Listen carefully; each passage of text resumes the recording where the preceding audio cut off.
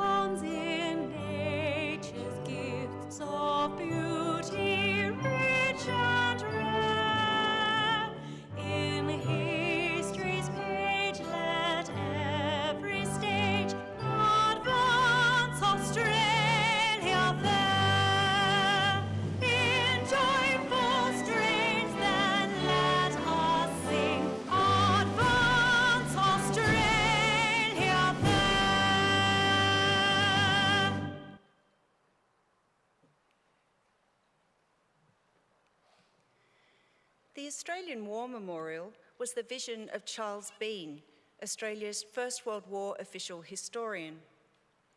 Bean landed with the Australian troops on Gallipoli and stayed with them at the front through to the end of the war. The idea of this national memorial and museum came to him at Pozières, France, in the depths of the bloody fighting of 1916. Bean's idea was that this would be a place where family and friends could mourn loved ones buried in faraway places. It would also be a place that could help all Australians understand what these men and women had endured and what they had done for us. Bean's vision, to which we remain true, is best expressed as inscribed in the entrance to the memorial's galleries. Here is their spirit, in the heart of the land they loved. And here we guard the record which they themselves made. Tonight, we will read the story behind just one of those on the Roll of Honour, which lists the names of more than 103,000 men and women who have given their lives for us in war and on operations for more than a century.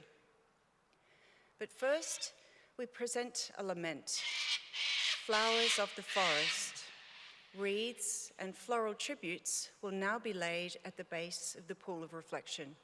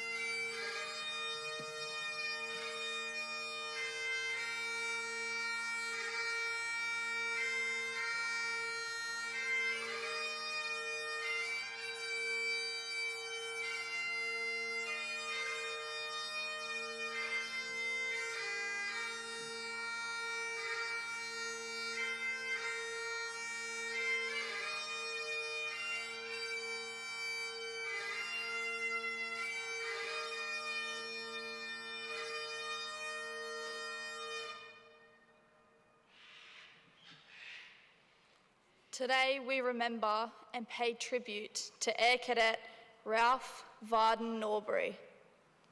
Ralph Norbury and his twin, John, were born on the 22nd of December 1914 in Atherton, Queensland, the sons of Frederick and Grace Norbury.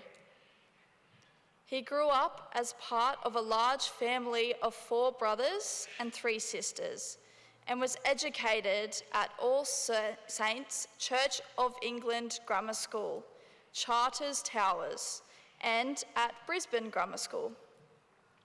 While John went on to work as a clerk for the Brisbane City Electric Light Company, Ralph joined the Royal Australian Navy, becoming a cadet midshipman at the Australian Naval College for 4 years.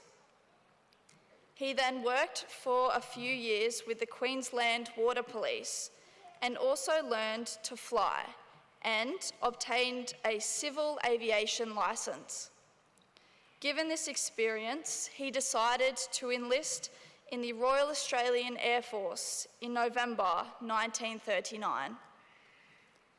Before he enlisted, however, on the 31st of October, he married his sweetheart, Thora Trapnell, at St Paul's Church in East Brisbane. Their married life would be brief. He had begun training as a pilot at No. 1 Flight Training School at Point Cook, when, on the 6th of December 1939, Air Cadet Norbury's aircraft was flying in company during an exercise. His aircraft broke formation with a turn to the right before spinning into the ground. He was killed in the crash. Norbury's remains were buried in Williamtown General Cemetery. He was 25 years old. The Norbury family suffered more than most during the war. Having grieved the loss of his twin brother, John enlisted in the 2nd Australian Imperial Force in July 1940 and joined the 2nd 10th Field Regiment. During the fall of Singapore, he became a prisoner of war of the Japanese. After he was interned in Shanghai jail, in May 1942, he became a member of the Air Force and was sent to work on an airfield in Burma.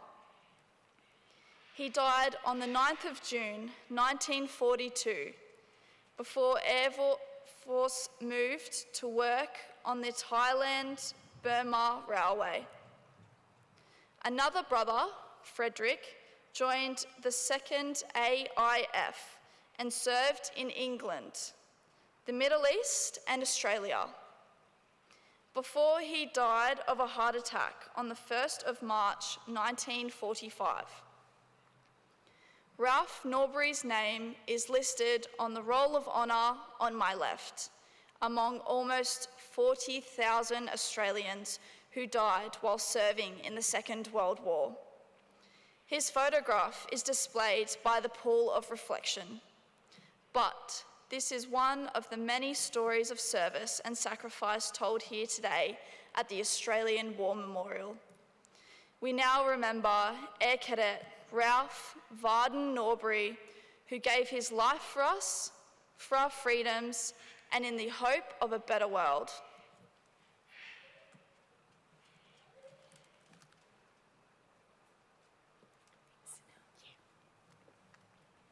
Please stand for the reading of the Ode and the sounding of the last post.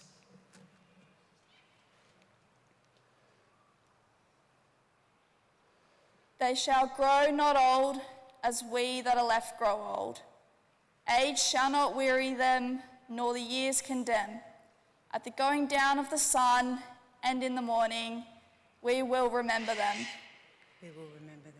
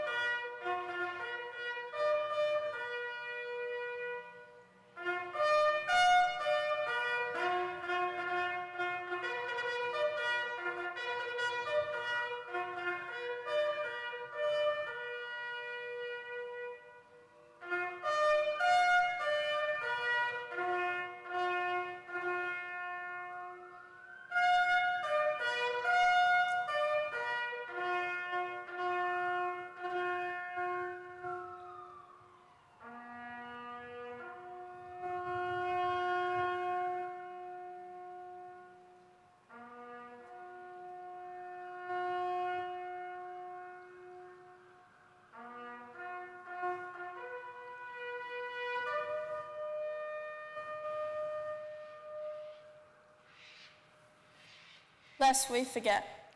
Lest we forget.